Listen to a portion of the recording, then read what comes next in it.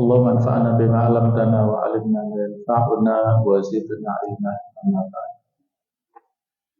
Hadirin hadirat para jamaah rahimakumullah. Alhamdulillah, puja dan puji syukur kita panjatkan kepada Allah Subhanahu wa taala yang telah banyak sekali melimpahkan nikmat dan karunia-Nya kepada kita, khusus nikmat hidayah, nikmat taufik, kemudahan kita untuk melakukan ibadah dan juga nikmat kesehatan dan kesempatan. Mudah-mudahan seluruh amalan kita diterima oleh Allah Subhanahu wa taala. Amin ya rabbal alamin. Hadirin hadirat rahimakumullah.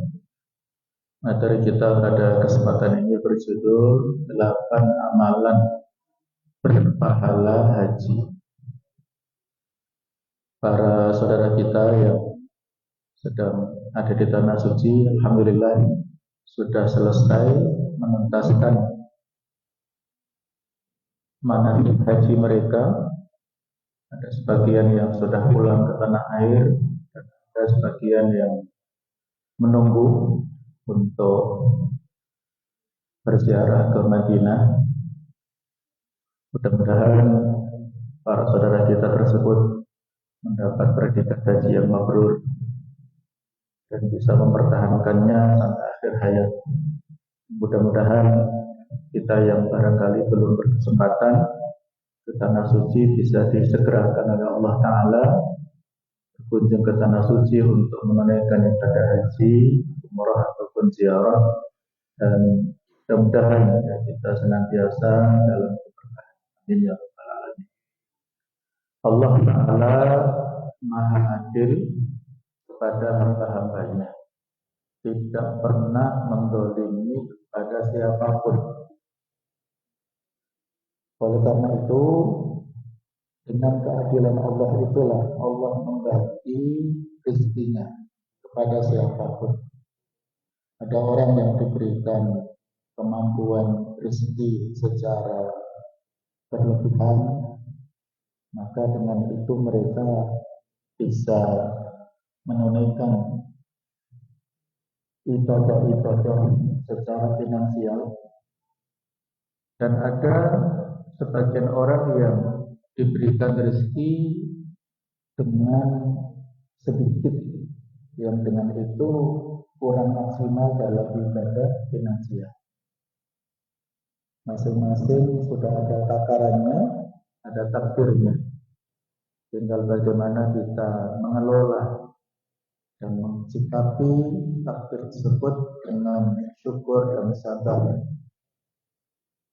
Bagi orang yang berkecukupan bisa menunaikan ibadah haji, tetapi bagi sebagian orang yang belum berkesempatan atau belum berkecukupan, maka belum bisa menunaikan.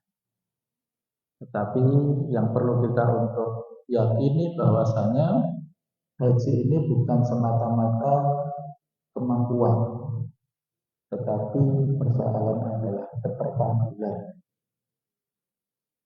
Para motivator mengatakan bahwa Allah tidak memanggil orang yang mampu, tapi Allah akan memampukan orang yang terpanggil. Banyak di antara kaum muslimin yang mampu secara keuangan atau finansial bisa berjalan-jalan ke Eropa, ke Amerika, tetapi karena belum terpanggil maka belum pernah pergi ke tanah suci. Namun kebalikannya, ada sebagian di antara kita yang secara kemampuan finansial belum, tetapi merasa terpanggil, maka Allah memampukan mereka berangkat ke tanah suci. Apakah dengan biaya sendiri atau dengan biaya orang lain. Tahun ini ada informasi bahwa seorang penjual roti di pinggir jalan dimampukan berangkat ke tanah suci dengan izin Allah bersama pasangannya. Ada lagi tukang servis jam yang menampung sedikit demi sedikit juga bisa diberangkatkan ke tanah suci. Tahun lalu ada tukang parkir yang menampung selama 38 tahun bisa diberangkatkan ke tanah suci. Itu yang berbiaya secara mandiri. Dan ada sebagian yang dibiayai oleh orang lain, apakah karena jasanya atau karena yang lainnya. Jadi intinya ada banyak peluang yang bisa kita lakukan, berdoa tiada hentinya supaya kita senantiasa dimudahkan ke tanah suci, karena kalau kita ke sana akan banyak keberkahan yang bisa kita dapatkan. Hadirin hadirat rahimakumullah. Allah Subhanahu wa taala berfirman di surah Ali Imran ayat ke-96, Inna awwal baiti wudi'a lin-nasi lalladzi bi Bakkah mubarakan wa hudan lil alamin. Sesungguhnya rumah yang mula-mula dibangun untuk tempat ibadah manusia ialah Baitullah, Ka'bah yang ada di Bakkah. Bakkah adalah nama lain dari Makkah. Ada sebagian lahjah ataupun lidah orang Arab yang mengganti mim dengan ba, ya. Makkah diganti Bakkah. Ini namanya sama antara Bakkah dan Makkah. Disebut Bakkah karena di antara alasannya terjadi kemacetan ataupun kepadatan yang sangat di kota Makkah sejak dulu sampai sekarang. Makkah sebagai destinasi atau tujuan orang-orang baik itu berdagang ataupun berhaji versi zaman dahulu. Dan Makkah ini adalah tempat yang diberikan barokah, mubarakah. Keberkahan di sana banyak sekali. Wa hudan lil alamin, dan sebagai petunjuk bagi seluruh manusia. Jadi Ka'bah yang berada di Masjidil Haram itu adalah tempat yang pertama kali dibangun untuk digunakan sebagai ibadah sholat. Yang berikutnya yaitu Al-Masjidul Aqsa, dan yang berikutnya adalah seluruh bumi yang kita pijak itu bisa digunakan sebagai masjid, tempat untuk sujud selama suci, ya, tidak ada kotoran. Nah, sedangkan pada ayat ke-97 Allah berfirman, fihi ayatun bayyinah. Padanya terdapat tanda-tanda yang nyata. Maqam Ibrahim yang diantaranya adalah tempat berdirinya Nabi Ibrahim. Wa man dakhalahu kana amin. Siapa yang memasukinya, memasuki Baitullah, dia akan mendapatkan keamanan. Walillahi 'alan nasi hajjul bait. Dan mengerjakan haji adalah kewajiban manusia terhadap Allah Ta'ala, man istata'a ilaihi sabila, bagi orang yang sanggup mengadakan perjalanan ke Baitullah. Wa man kafara, dan siapa yang ingkar terhadap kewajiban haji, fa innallaha ghaniyun 'anil 'alamin, maka sesungguhnya Allah Maha Kaya, tidak memerlukan sesuatu pun dari semesta alam. Walaupun tidak ada satupun jamaah yang berkunjung untuk berhaji, seperti masa pandemi tempo hari itu 2 kali musim haji libur, tidak ada jamaah yang berangkat haji, itu sama sekali tidak mengurangi kekuasaan Allah. Dan kebalikannya, walaupun banyak yang berkunjung setiap tahun pada musim haji tidak kurang dari 2,5 atau 3 juta kaum muslimin yang memadati jamaah haji datang dari seluruh penjuru dunia, itu juga tidak menambah kekuasaan Allah. Allah tidak butuh kepada ibadah kita, yang membutuhkan adalah kita sendiri. Jadi di dalam ayat inilah Allah menegaskan tentang kewajiban haji. Para ulama berbeda pendapat kapan haji ini diwajibkan untuk kaum muslimin.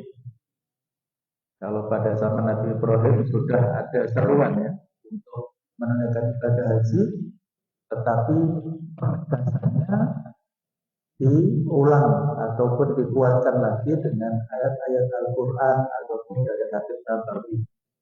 Nah, haji ini penguatan kewajibannya para ulama berbeda pendapat. Ada yang mengatakan tahun ke-6 Hijriah, ada yang mengatakan tahun ke-7, ada yang mengatakan tahun ke-9 Hijriah. Tidak ada perbedaan.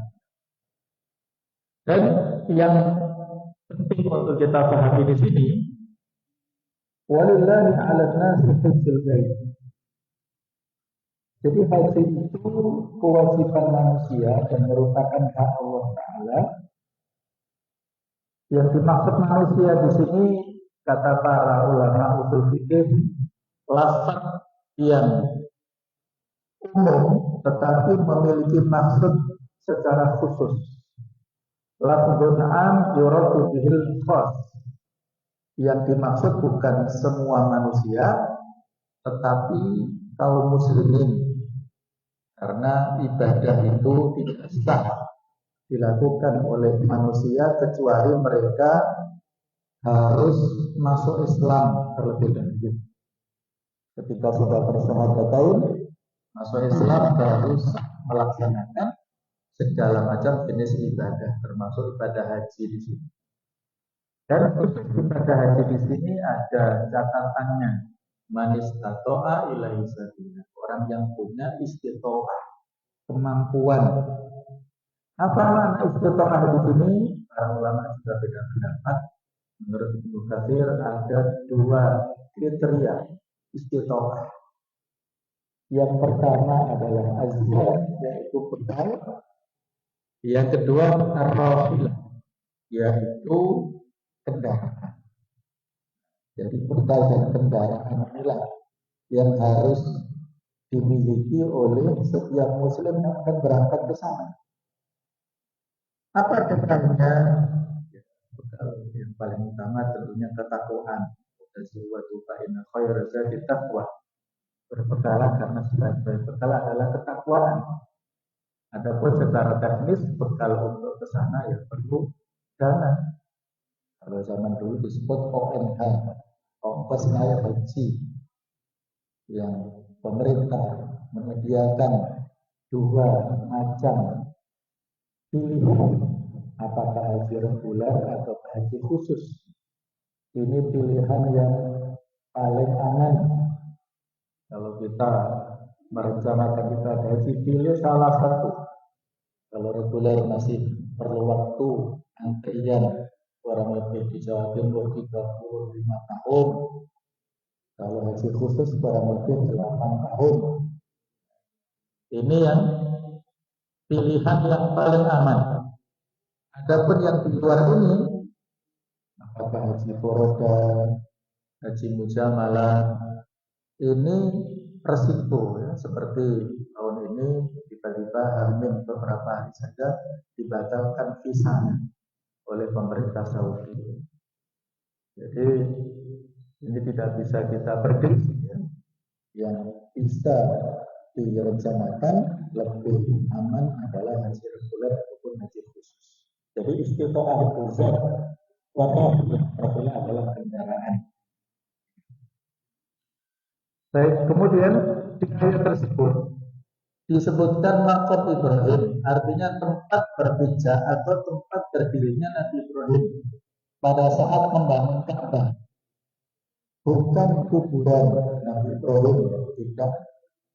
Artinya makam, ya. Makam dalam bahasa Indonesia berarti kuburan, bukan. Ini adalah tempat berdirinya Nabi Ibrahim pada saat membangun Ka'bah dahulu bersama putranya Nabi Ismail alaihissalam. Dulu tempat berpijaknya Nabi Ibrahim ini hampir nempel dengan dinding Ka'bah.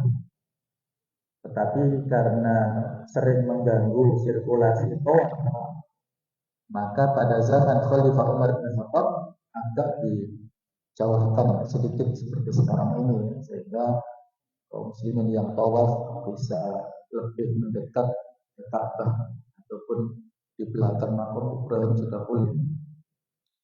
Jadi ini sebagai tanda, bahasa kita, situs yang bersejarah. Betul-betul saat itu Allah Ta'ala memerintahkan kepada Nabi Ibrahim bersama putranya untuk meninggikan bangunan Ka'bah, yang mana menurut sebagian ahli sejarah sejak zaman Nabi Adam sebenarnya sudah ada dibangun oleh Nabi Adam dan Nabi Syis. Tetapi pada saat banjir besar pada zamannya Nabi Nuh alaihissalam, maka hilanglah situs ini, sehingga dibangun ulang oleh Nabi Ibrahim bersama putranya Ismail. Nah, ketika turun ayat di 97 surah Ali Imran tadi, Rasulullah SAW mengumpulkan komunitas lintas agama yang saat itu berada.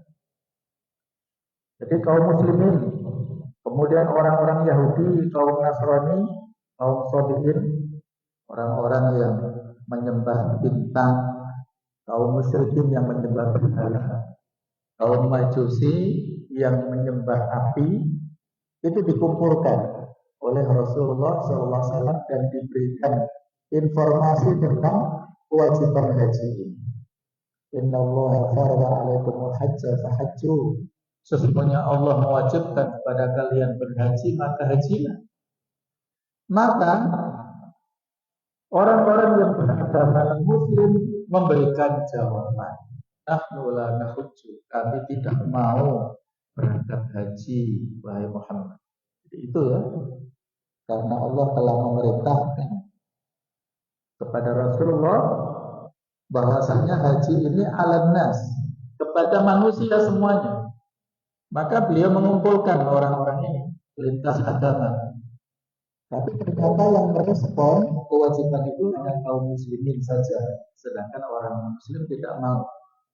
Maka dengan jawaban yang tidak mau dari orang-orang muslim itulah Allah memberikan statement wa man kafara fa innallaha ghaniyyun 'anil 'alamin. Siapa yang ingkar, yang kufur, maka Allah tidak butuh kepada seluruh alam.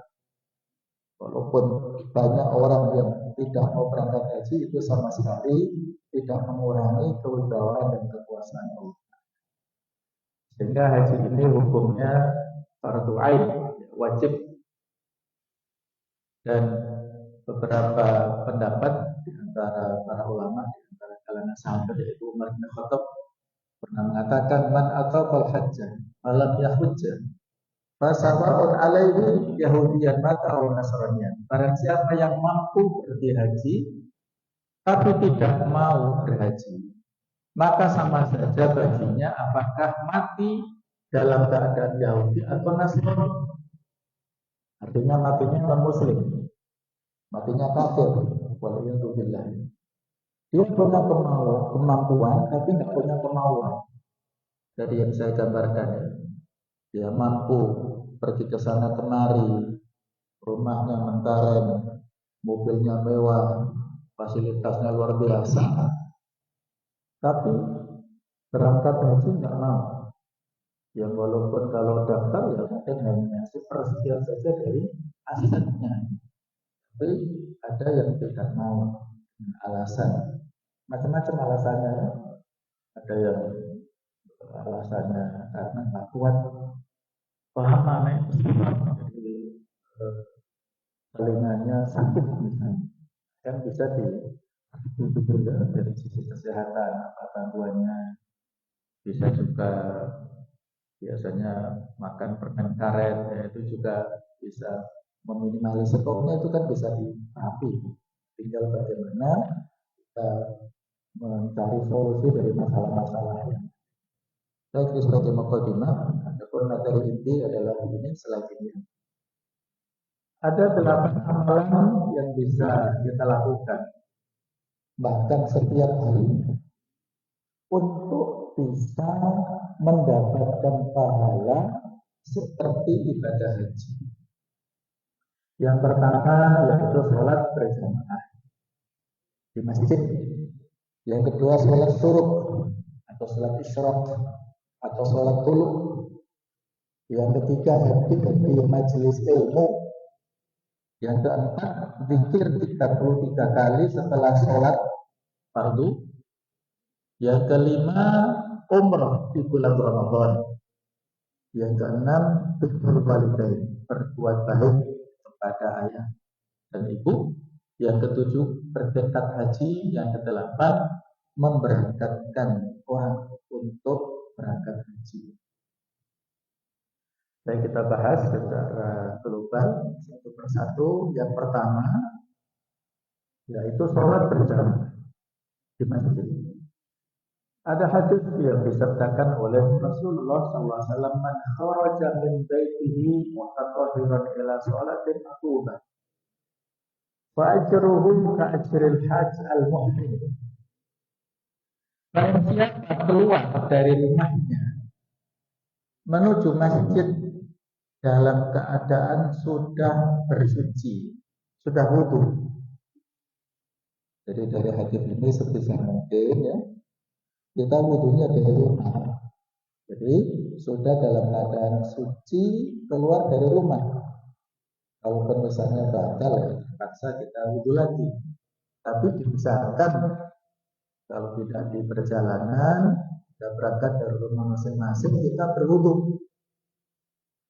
Itu pula kalau misalnya pada saat kita umrah ataupun ziarah ya ataupun haji, di antara sekian banyak kegiatan di sana, kita di Madinah ada city tour untuk berangkat ke Masjid Kuba. Biasanya hari pertama, hari kedua kita sampai di Madinah, diajak city tour untuk berangkat ke Kuba. Maka diusahakan untuk berwudu dulu di hotelnya. Kalaupun batal nggak apa-apa di sana wudu lagi, tapi diusahakan wudu dulu. Karena kalau kita wudu di hotel dan suci, berangkat ke Kuba, sholat 2 rakaat di sana, maka fadilahnya seperti melaksanakan umrah. Itu fadilah kita sholat 2 rakaat di Masjid Kuba. Dan saat dulu Rasulullah SAW sering, setiap pekan beliau sholat di Masjid Kuba. Jadi kembali ke sini, orang yang keluar rumah menuju masjid dalam keadaan sudah bersuci berwudu, menuju ke sholat fardu dengan cara berjamaah, fa'ajruhu ka'ajril hajj al-muhrim. Maka pahalanya seperti pahala orang yang sedang melaksanakan haji yang berihram, yang sedang memakai baju putih-putih ya. Itu disebut orang yang muhrim. Kalau wanita yang tidak boleh dinikahi itu disebut mahram. Ini harus diluruskan. Istilah di masyarakat kadang-kadang balik-balik, jangan dekat-dekat, kita bukan muhrim. Itu nggak tepat ya. Yang tepat adalah kita bukan mahram. Nah, mahram itu nggak boleh menikah ya, bersamanya. Kalau muhrim itu sedang memakai baju ihram, mulai dari miqat sampai tahallul, itulah orang yang muhrim, baik itu umrah ataupun haji. Orang yang berangkat dari rumah dalam keadaan suci ke masjid untuk sholat fardu, itu pahalanya seperti orang yang berhaji dalam keadaan ihram. Artinya pahalanya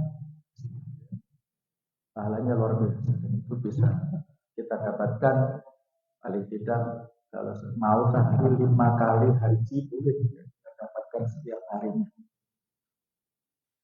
Yang kedua, jamaah sekalian, yaitu melakukan sholat syuruk. Apa dasarnya? Insya Allah sudah sama-sama kita pahami, tinggal kita rutinkan dan kita istiqomah. Nabi memberikan janji dalam hadisnya, man sholal ghadata fi jamaah, siapa yang sholat subuh, kalau ghadat artinya pagi hari, sholat subuh fi jamaatin, pada sebuah jamaah di masjid, tsumma qa'ada, kemudian dia duduk setelah sholat, yazkurullah, dia berzikir kepada Allah dengan wiridan, membaca doa pagi, membaca Al-Quran, duduk di majelis ilmu seperti ini, zikir sama. Kita duduk di majelis ilmu ini salah satu jenis zikir. Kemudian kita berdoa dan lain-lain, ada sholawat. Hatta tatlu asyams, sampai matahari terbit. Tsumma shalla rakaatain, kemudian dia sholat 2 rakaat. Rakaat pertama membaca Al-Fatihah dan Al-Kafirun. Rakaat kedua membaca Al-Fatihah dan Al-Ikhlas. Kemudian salam kanat lahu, maka orang ini mendapatkan ka'ajri hajjatin, seperti pahala orang yang berhaji wa umrah dan umrah. Qala Rasulullah sallallahu alaihi wasallam, tamatin. Jadi secara sempurna sampai 3 kali. Seperti orang yang berangkat haji dan umrah secara sempurna dan sempurna, insyaallah. Ya, inilah fadilah sholat tulu atau sholat syuruk atau sholat isyraq, sama saja namanya berbeda-beda. Nabi tidak menyebutkan ya dalam istilah-istilah nama seperti itu. Nabi tidak secara eksplisit menyebutkan dalam hadis. Yang menyebutkan istilahnya para ulama supaya membuat kita termotivasi dan ingat dengan jenis sholat itu ya. Jadi setelah terbitnya matahari, para ulama beda pendapat kapan waktunya. Ada yang langsung, ada yang mengatakan 5, 10 atau 15 menit. Ada yang mengatakan ini waktu duha pertama awal. Salah ya, jadi namanya berbeda-beda. Tapi yang penting kita sholat 2 rakaat setelah syuruknya matahari, maka orang ini mendapat fadilah seperti haji dan umrah secara sempurna. Berikutnya, yang ketiga, sama sekalian, yaitu hadir di majelis ilmu. Apa dasarnya? Dari Abu Umamah, bahwasanya Rasulullah sallallahu alaihi wasallam bersabda, "Man ghada ilal masjid, la yuridu illa an yata'allama khairan aw yu'allimuhu, kana lahu ka'ajri hajjin taman hajjatuh." Barang siapa yang pergi pagi-pagi ke masjid, seperti kita sekarang ini betul-betul menerapkan sunnah ini. Siapa yang berangkat ke masjid pada waktu pagi, la yuridu illa an yata'allama khairan aw yu'allimuhu, tidak berniat, tidak menginginkan kecuali belajar kebaikan atau mengajarkan. Menjadi murid atau menjadi guru sama saja. Kita berangkat ke masjid pada waktu pagi, subuh seperti ini, kana lahu ka'ajri hajjin, maka orang ini mendapat pahala seperti orang yang berhaji, taman hajjatuhu, yang sempurna ibadah haji. Ya, luar biasa. Sempurna ibadah haji. Walaupun sekali lagi tidak menggugurkan rukun Islam yang kelima itu, tetap ada kesempatan tetap. Tapi ini sebagai solusi, sebagai pelengkap daripada atau menumbuhkan keinginan supaya dimudahkan untuk berangkat haji yang sesungguhnya. Kita melakukan amal-amal yang disetarakan pahalanya seperti ibadah haji dulu. Inilah ya, menghadiri majelis ilmu di masjid. Baik, kalau tadi kita gabungkan ya, kita berangkat sholat jamaah ya, kita melakukan sholat syukur, kita hadir majelis ilmu, jadi kita gabungkan setiap harinya 7 kali ya, bisa-bisa kita 7 kali bisa menunaikan haji setiap harinya, insyaallah. Kemudian kita lengkapi yang keempat ini, zikir 33 kali setelah sholat fardu, membaca tasbih, tahmid dan takbir setelah sholat fardu masing-masing sebanyak 33 kali. Abu Hurairah pernah menceritakan, jadi ada semacam curhat dari kaum fuqara dan masakin, orang-orang fakir dan miskin itu datang menghadap kepada Rasulullah Shallallahu Alaihi Wasallam. Mereka curhat kepada beliau, wahai Rasulullah, zahabul dusur bil ujur, orang-orang kaya itu pergi membawa derajat yang tinggi dan kenikmatan yang kekal. Mereka sholat sebagaimana kami sholat, mereka puasa sebagaimana kami berpuasa. Namun mereka ini memiliki kelebihan harta, sehingga bisa berhaji, berumrah, berjihad, serta bersedekah. Kami nggak mampu. Untuk berangkat haji kami nggak punya uang, untuk umrah kami belum punya uang, untuk berjihad kami nggak punya bekal, nggak bisa beli senjata, nggak bisa beli baju besi, nggak bisa beli tameng, nggak ada dana untuk samu keluarga yang kami tinggalkan. Jadi nggak berangkat jihad karena nggak punya uang, serta nggak bisa bersedekah. Maka bagaimana solusinya? Beliau mengatakan, maukah kalian aku ajarkan suatu amalan yang dengan amalan tersebut kalian akan mengejar orang yang mendahului kalian, dan dengannya dapat terdepan dari orang yang setelah kalian, dan tidak ada seorang pun yang lebih utama daripada kalian, kecuali orang yang melakukan hal yang sama seperti yang kalian lakukan. Apa itu? Ibadah yang simpel, yang mudah, yang hanya butuh beberapa detik atau beberapa menit saja. Bertasbih, bertahmid, bertakbir di setiap akhir sholat fardu sebanyak 33 kali. Kami pun berselisih, berbeda pendapat. Inilah ya hadis Nabi walaupun disampaikan ke para sahabat beda pemahaman. Sebagian kami bertasbih 33 kali, bertahmid 33 kali, bertakbir 33 kali, maka 34 kali takbirnya, maka aku perlu kembali. Kata Abu Hurairah ini kembali kepada beliau, dan Nabi mengatakan, ucapkanlah subhanallah walhamdulillah wala ilaha illallah Allahu akbar, subhanallah walhamdulillah Allahu akbar, sampai 33. Hadis riwayat Bukhari. Ya, barangkali timbul pertanyaan dalam diri kita, loh kok selama ini beda dengan yang kita amalkan. Jadi jemaah sekalian, rahimakumullah, inilah pentingnya kita belajar, mengkaji ilmu. Tata cara tasbih, tahmid dan takbir setelah sholat fardu itu ada 6 cara atau 6 tahbis. Barangkali yang kita lakukan selama ini satu cara saja. Ternyata ada 6 cara. Cara yang pertama seperti yang ada di dalam hadis ini. Cara yang kedua yang kita lakukan biasanya tasbih 33, tahmid 33, takbir 33, dan kita akhiri dengan tahlil la ilaha illallah wahdahu la syarika lah, lahul mulku wa lahul hamdu wa ala kulli syai'in qadir, sehingga totalnya 100. Maka kalau kita amalkan seperti itu, apa fadilahnya? Fadilahnya adalah Allah Ta'ala akan mengampuni dosa-dosa orang ini walaupun sebanyak buih yang ada di lautan. Jadi kalau kita kembali kepada masing-masing tekstual hadis, kita mau fadilah yang mana?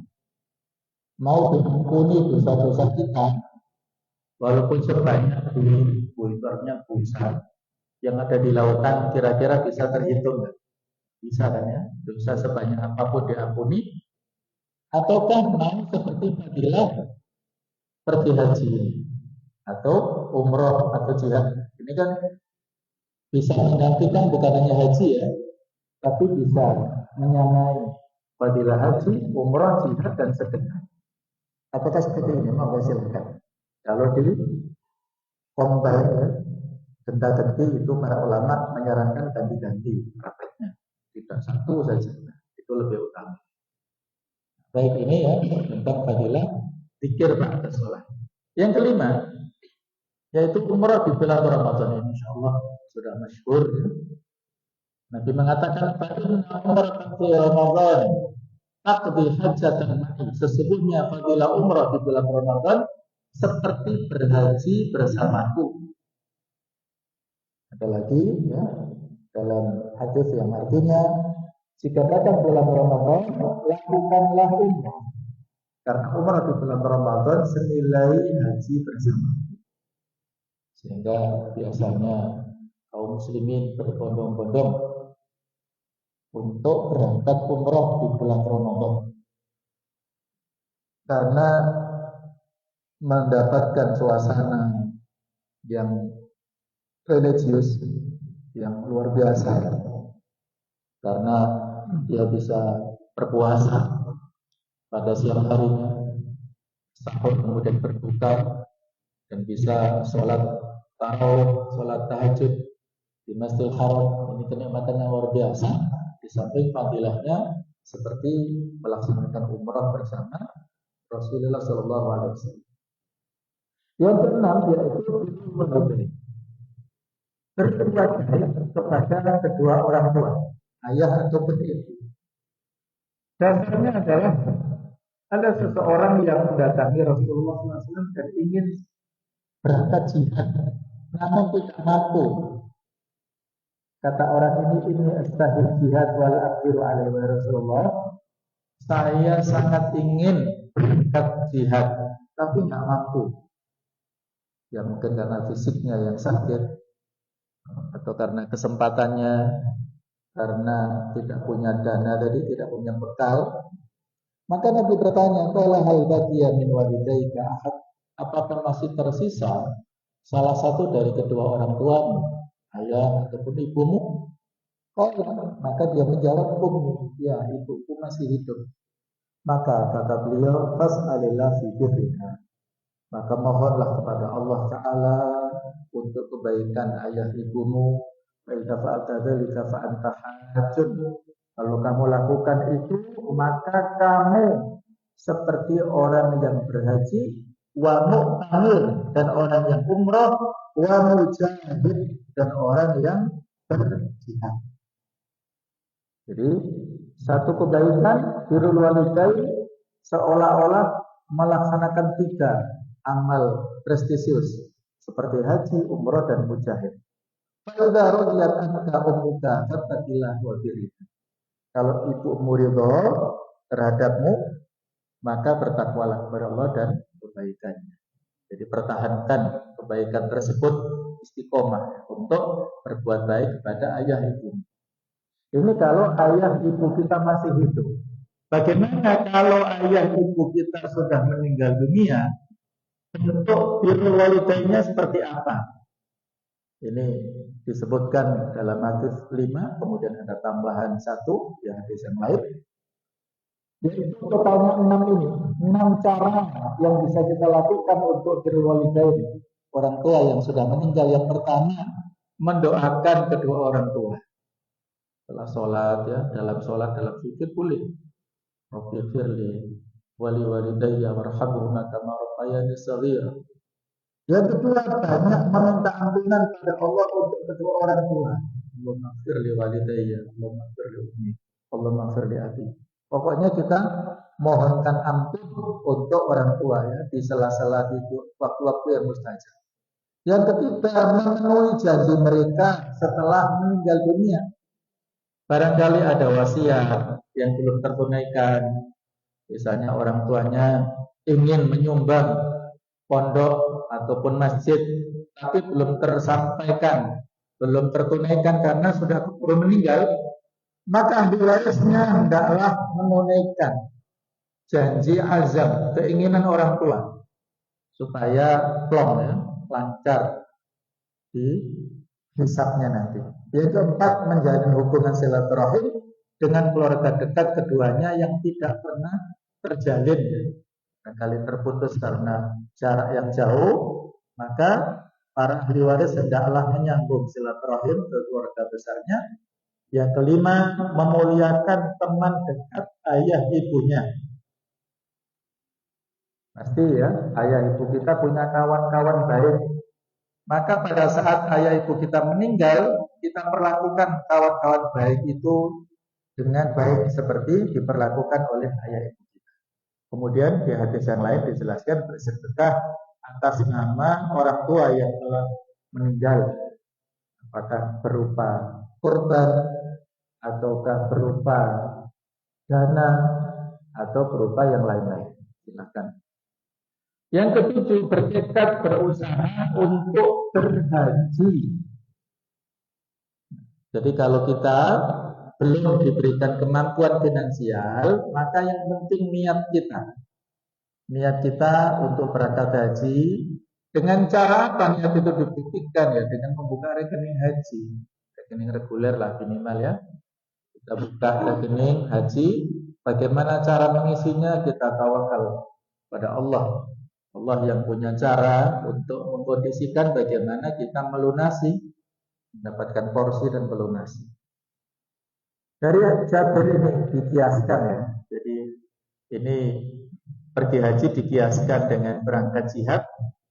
Pada saat Nabi pulang dari perang Tabuk, beliau mengatakan, Inna fil Madinati larijal. Sesungguhnya di Madinah banyak laki-laki yang tidak bisa berangkat menyertai kalian. Masirtum masiran wala faqatu madian. Tidaklah kalian menempuh perjalanan atau menuruni lembah illa kanu ma'akum, kecuali mereka bersama kalian dalam hal pahala. Mereka tidak berangkat jihad tetapi mendapat pahala seperti kalian. Apa? Alasannya habasahum al-marad. Mereka terhalangi oleh sakit, ada udurnya. Jadi sakit ini menjadi udur, tidak bisa berangkat jihad.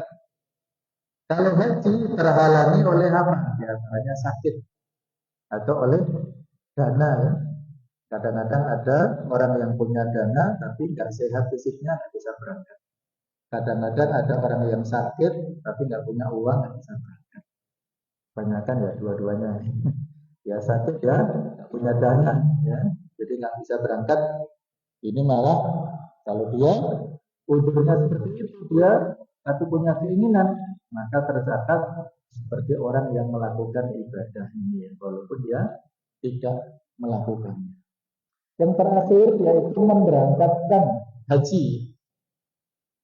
Yang barang siapa menyiapkan bekal untuk orang yang akan berjihad, menyiapkan bekal untuk orang yang akan menunaikan ibadah haji, menafkahi keluarga yang ditinggalkan atau memberikan makan orang yang berbuka puasa, maka ia mendapatkan pahala seperti pahala mereka tanpa mengurangi pahala mereka sedikit pun.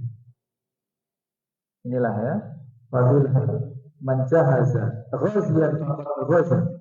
Orang yang menyiapkan bekal untuk para mujahid fisabilillah seperti dia berjihad. Jadi kalau kita mengirimkan dana untuk saudara-saudara kita di Palestina, walaupun kita tidak bisa berangkat ke sana, maka seperti kita berjihad bersama mereka. Mudah-mudahan saudara kita di Palestina segera mendapatkan kemerdekaannya, selesai dari segala macam intimidasi kezaliman orang-orang Israel. Allah telah membuktikan kekuasaannya. Tel Aviv hancur oleh rudal-rudal yang dikirimkan Iran, dan pimpinan Iran mengatakan ini untuk Gaza, katanya begitu ya. Pengiriman rudal-rudal adalah pembalasan yang dilakukan Iran atas kezaliman orang-orang Israel kepada saudara kita di Palestina. Mudah-mudahan segera tuntas ya. Ada 2 dokter UB, dokter terbaik, kawan-kawan kami yang akan dikirim ke Gaza, 2 orang spesialis tanggal 8 Juli berangkat ke Gaza. Mudah-mudahan Allah Ta'ala lindungi mereka dari berangkat sampai pulang. Baik, jika dana terbatas, daftar haji untuk diri sendiri ataukah mendahulukan orang tua? Haji adalah kewajiban bagi setiap muslim merdeka, berakal balik dan memiliki kemampuan untuk melakukan perjalanan menuju ke tanah suci. Kewajiban sekali seumur hidup. Sementara itu berbakti kepada orang tua dan membantunya untuk melakukan yang wajib adalah amal yang disyariatkan sesuai kemampuan. Hanya saja Anda wajib melaksanakan haji untuk diri Anda sendiri terlebih dahulu. Kemudian Anda bisa membantu orang tua Anda jika dananya tidak cukup untuk memberangkatkan haji semua. Anda dahulukan orang tua untuk haji daripada diri Anda, haji mereka juga sah. Jadi pilihan-pilihan. Kalau skemanya dananya cukup tapi belum saat ini, Anda daftarkan orang tua dulu, silakan. Tapi kalau dananya terbatas dan susah untuk mendapatkan di waktu yang lain, maka Anda dahulukan dulu. Karena kaidahnya la itsar fil ibadah, tidak ada kaidah mendahulukan orang lain dalam bab ibadah. Fastabiqul khairat. Kita hendaklah mendahulukan diri kita untuk berlomba-lomba dalam kebaikan. Kita datang ke masjid, saf pertama masih keluar satu, maka kita isi. Jangan silahkan orang lain untuk mengisi saf terdepan, karena yang lebih utama adalah saf yang paling. Nah, bagaimana hukum badal haji untuk orang yang sudah meninggal? Atau dua orang yang hajinya boleh digantikan oleh orang lain menurut Imam Nawawi dalam kitab Al-Majmu' Syarhul Muhadzab. Yaitu pertama, orang yang semasa hidup memiliki kewajiban berhaji tetapi meninggal dunia sebelum ibadah hajinya ditunaikan. Biasanya tadi sudah ada panggilan porsi tahun 2025. Ternyata 2024 kemarin dia meninggal misalnya. Maka ahli warisnya yang sudah berhaji. Jadi kalau untuk menggantikan orang yang berhaji, itu yang menggantikan harus sudah berhaji. Tidak boleh dia belum berhaji itu dirinya sendiri. Harus melaksanakan haji dulu baru menggantikan orang lain. Atau kasus yang lain, orang yang memiliki kewajiban untuk berhaji karena mampu secara finansial, tapi secara fisik tidak mampu untuk berangkat haji. Mungkin karena tua atau penyakit menahun yang tidak diharapkan atau tidak ada kemungkinan sembuhnya misalnya. Ini yang kedua, ini masih ada beda pendapat.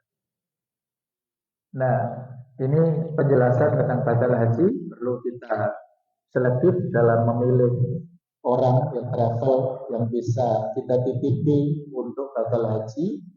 Minimal 20 juta. Kalau yang di bawah itu perlu dicurigai. Karena bisa jadi kalau murah-murah 10 atau 15, mungkin yang membatalkan double dengan yang lain, dan itu tidak sah kan? Kalau dia satu orang membadali 3-4 orang, maka hajinya nggak sah. Jadi harus satu orang menggantikan satu saja. Yang terakhir sama sekalian ya, haji ini rukun Islam, tetapi ada sebagian ulama yang belum mampu berangkat haji, dan itu tidak mengurangi derajat keutamaan mereka.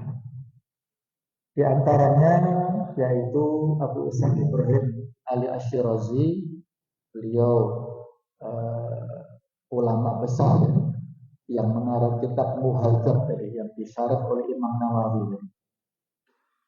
Beliau tidak mampu haji karena ini kekurangan materi. Masya Allah. Beliau orang yang sangat sederhana. Makanannya sehari-hari bubur tarik. Tarik itu roti dicampur kuah. Sangat sederhana. Meskipun demikian, walaupun beliau belum berangkat haji, tapi beliau detail dalam memberikan penjelasan tentang ibadah haji ini. Barangkali ini menurut pendapat bisa jadi karena Allah Ta'ala memberikan mimpinya, ilhamnya, sehingga beliau seolah-olah pernah melihat secara langsung tanah suci, Allahu a'lam. Kemudian ada juga ulama besar yang namanya Ali bin Ahmad bin Hazm, yang lebih dikenal dengan Ibnu Hazm. Ini ulama yang luar biasa, tokoh dari mazhab Dzahiriyah. Dia tinggal di Spanyol, jauh ya, di Spanyol. Beliau tidak bisa berangkat haji, tetapi keilmuannya luar biasa. Dan ada sebagian ulama yang saat itu memberikan fatwa karena daerah Maroko dan sekitarnya itu jauh, untuk berangkat ke Mekah itu perlu waktu 7 bulan. Maka pada saat itu ada fatwa tidak mewajibkan ibadah haji. Dan saat ini juga ada sebagian video yang beredar untuk jamaah haji Indonesia, kaum muslimin Indonesia, karena jarak yang jauh, antrian yang panjang bertahun-tahun, penyelenggara yang belum begitu amanah dalam menunaikan pelaksanaan ibadah haji, maka sebagian memberikan fatwanya tidak wajib untuk yang ada di Indonesia. Ini hanya fatwa. Fatwa itu tidak mengikat ya. Kita boleh terima, boleh tidak, tergantung pada hati nurani kita masing-masing. Ada juga ulama besar yang yang belum berangkat haji, namanya qadhi iyad. Qadhi itu kan hakim tapi nggak mampu secara finansial, Insya Allah, karena begitu qanaah dan zuhudnya beliau belum berangkat melaksanakan ibadah haji. Nah, kemudian ada juga ya, ulama yang lain, yaitu Salahuddin Al-Ayyubi. Insyaallah. Salahuddin Al-Ayyubi yang terkenal penakluk Baitul Maqdis, Masjid Aqsa ya. Beliau ternyata belum haji. Kemudian Al-Qaradawi, ulama besar, tafsir besar. Kemudian sebagian khalifah Kesultanan Utsmani Turki di dekade akhir itu sudah belum berkesempatan menunaikan haji. Inilah contoh-contoh dari sebagian ulama yang belum mampu berangkat haji, sekali lagi tidak menurunkan wibawa dan kebesaran nama mereka. Mudah-mudahan Allah Ta'ala memberikan kemampuan kepada kita semuanya untuk berangkat ke tanah suci, berangkat haji semuanya, dan bisa mempertahankan kemakmuran kita. Demikianlah, semoga ada manfaatnya. Subhanakallahumma bihamdik, asyhadu an la ilaha illa anta, astaghfiruka wa atubu ilaik. Wassalamualaikum warahmatullahi wabarakatuh.